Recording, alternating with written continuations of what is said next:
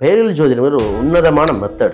ஈஸியா பலன் சொல்லக்கூடியது, துல்லியமா பெயர்கள் பரிகாரங்கள் எடுக்கக்கூடிய அம்சத்துல வந்திருக்குது இந்த பெயரில் ஜோதிடம். இப்ப ஒரு பெண்ணுக்கு கன்னி லக்னமா இருக்கு, 7ல சுக்கிரன் புதன் இருக்குன்னு வைங்க.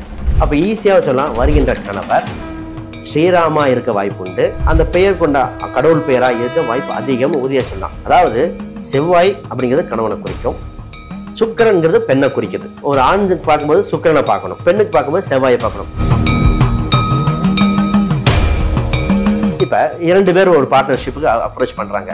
இப்ப 2ல யார் எடுத்தா மியூச்சுவலா பெனிஃபிட் இருக்கும், தொழில் இன்னும் விருத்தி அடையும் அப்படின்னு தன் ஜாதகத்துல 6, 8, 12 தொடர்புடைய ஒரு பெயர்கள் இருக்கும். அந்த பெயர்கள் இருக்கும்போது நம்ம யோசிக்கணும். இது 7ஆம் இடம், 2ஆம் இடம், அப்புறம் 11ஆம் இடம்.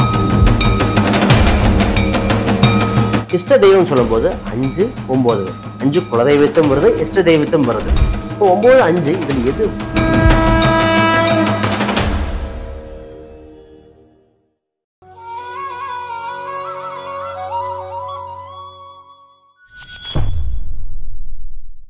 ஆன்மீகம் படி நேயர்கள் அனைவருக்கும் வணக்கம்.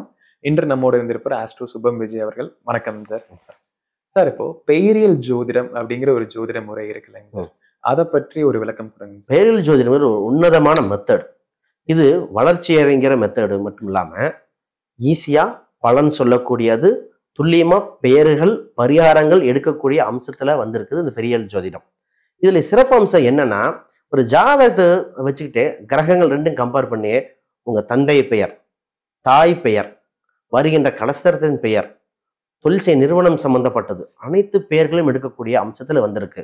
இது பரிகாரத்துக்கு இன்னும் பயனுள்ளதாகவும் இருக்குது. இந்த கடவுள் இந்த பெயர் உள்ள போயிட்டு வந்தா பரிகாரம் பழிக்குன்னு சொல்ற அளவுக்கு இருக்குது.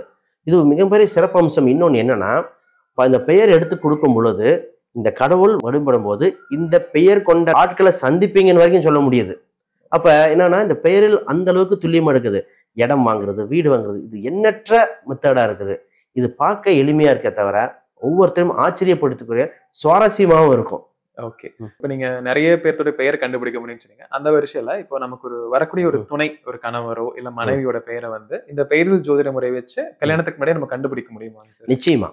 இப்ப ஒரு பெண்ணுக்கு கன்னி லக்னமா இருக்கு, 7ல சுக்கிரன் புதன் இருக்குன்னு வைங்க.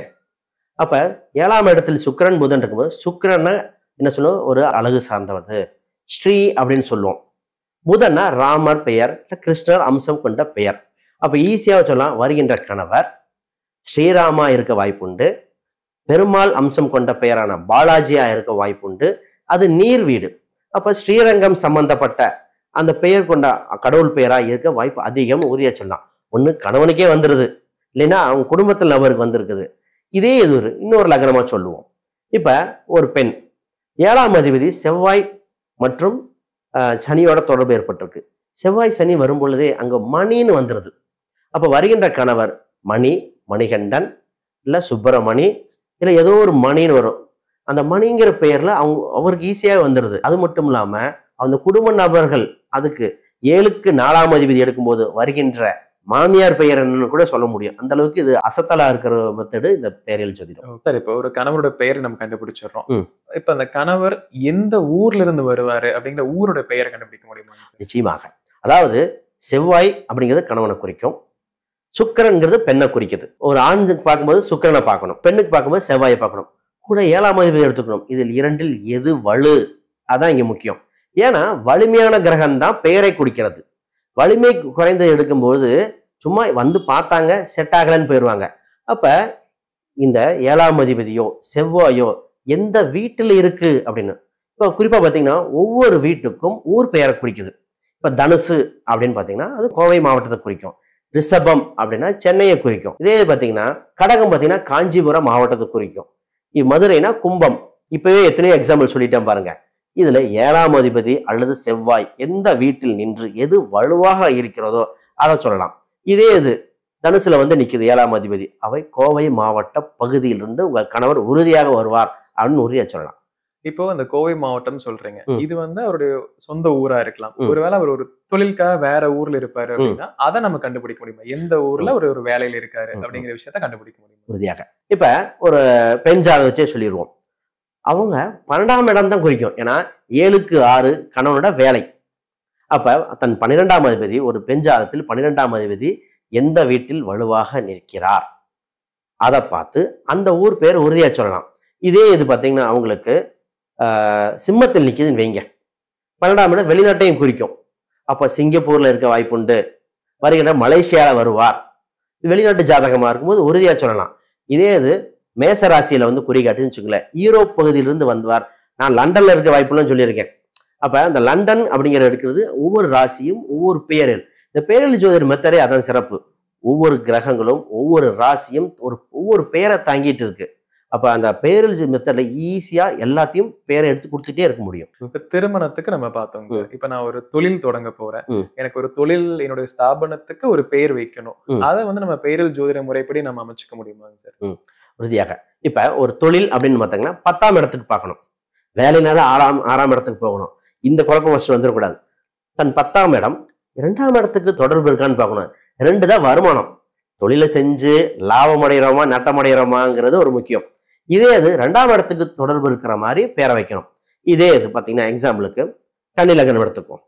காலபுருஷனுக்கு கன்னி லக்னம், அது 6ஆம் வீடு வேற, அந்த அதிபதி எங்க இருக்கார் அப்படின்னு பார்ப்போம். 2ஆம் வீடு சுக்கிரன் எங்க இருக்கார். இப்போ எக்ஸாம்பிளுக்கு மிதுனத்தில் புதனும் சுக்கிரனும் இருக்கு, தன் 2ஆம் வீடு தொடர்பு ஏற்பட்டுருச்சு. அப்ப இந்த இதை வச்சுதான் பேர் எடுக்கணும். மிதுனம் இரட்டை வீடு, ஆண் பெண் 2 இருக்கிறது, அதை பார்க்கணும் குறிக்கும், என்ஜாய்மெண்ட்டை குறிக்கும்.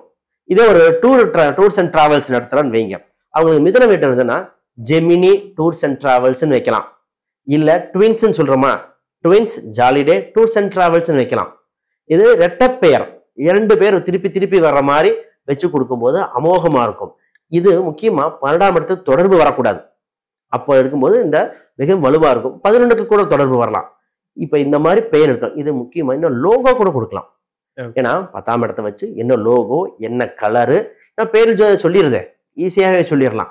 அதனால பெயர் லோகோ எல்லாமே சொல்ல முடியற மெத்தட் தான் இது. சார் இப்ப எனக்கு ஒரு பார்ட்னர் நம்ம சேர்த்திக்க போறோம், பட் எனக்கு யார பார்ட்னரா சேர்த்திக்கிறன்னு ஒரு பயம் இருக்கும் இல்லைங்க.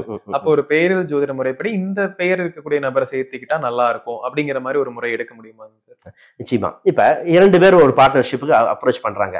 இப்ப 2ல யார் எடுத்தா மியூச்சுவலா பெனிஃபிட் இருக்கும், தொழில் இன்னும் விருத்தி அடையும் அப்படின்னு தன் ஜாதகத்துல 6, 8, 12 தொடர்புடைய ஒரு பெயர்கள் இருக்கும்.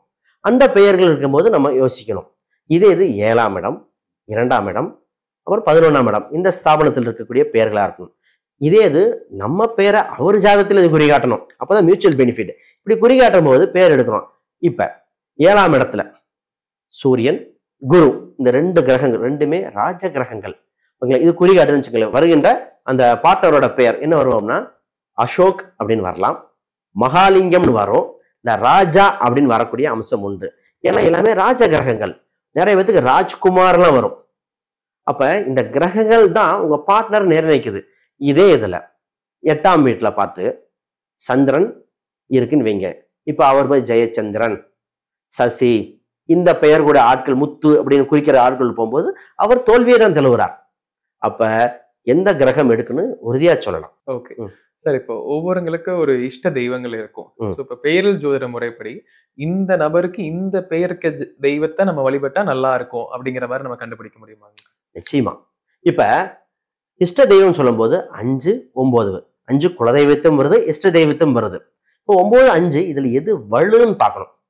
அது இவருக்கு லக்னத்துக்கு எது தொடர்பு அப்படின்னு மட்டும் எடுத்துக்கிட்டு அது குறிக்கிற பாவகம், ராசி, அந்த கிரகத்தை எடுத்துக்கிட்டோன்னு வச்சுக்கோங்களேன், நிச்சயமா பேரை சொல்லிடலாம். இப்போ ஒரு உதாரணத்துக்கு சொல்றேன். இப்ப துலாம் லக்னம், 9ஆம் இது பாத்தீங்கன்னா புதன். இப்ப புதன் வந்து சூரியனோட தொடர்பு ஏற்பட்டிருக்கு அப்படின்னா புதன் சூரியன் அவர் ராமர் வழிபாடு சிறந்தது.